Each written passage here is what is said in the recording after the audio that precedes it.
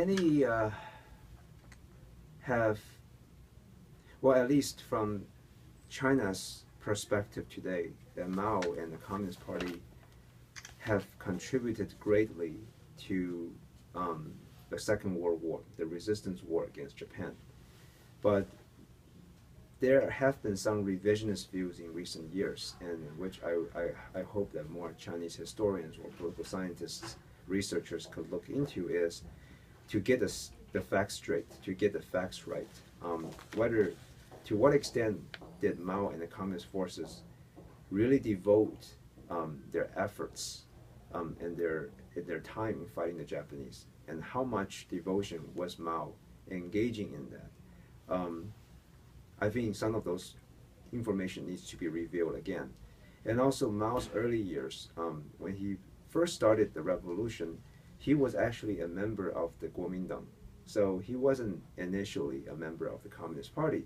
The Communist Party was forming a united front with the Kuomintang, obviously. But it would be interesting to find out Mao's role working in the KMT, which is the short acronym for Kuomintang.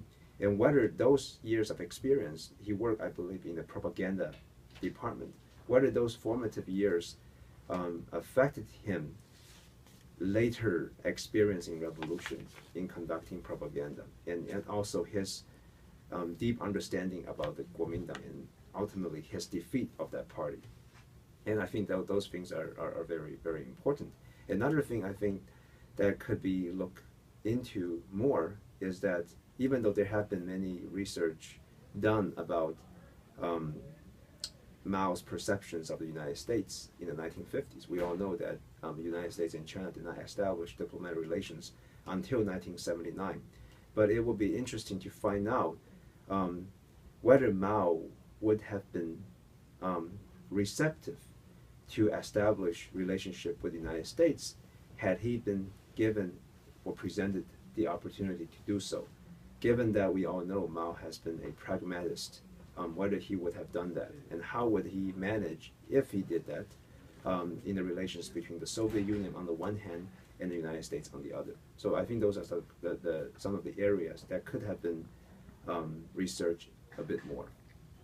Okay. Mm-hmm. And how is Mao Zedong's legacy still kept alive today in China or in the rest of the world? Well, I think that Mao's legacies have died down to a great extent. But if we just look at China in recent years, obviously Mao still still has many of his adherents and followers.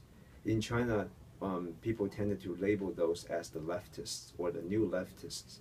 When we talk about someone who have the label of being a leftist, that means they are quite gearing toward the direction of socialism or even more extreme communism. So there are still people like that in China today that continue to believe in Maoist brand of revolution and communist ideologies. And many of those have been critical about Deng Xiaoping's reform and opening to the West and embracing capitalism or free market mechanisms. Some of these legacies have actually resurfaced in recent years under the current new leadership in China, Xi Jinping.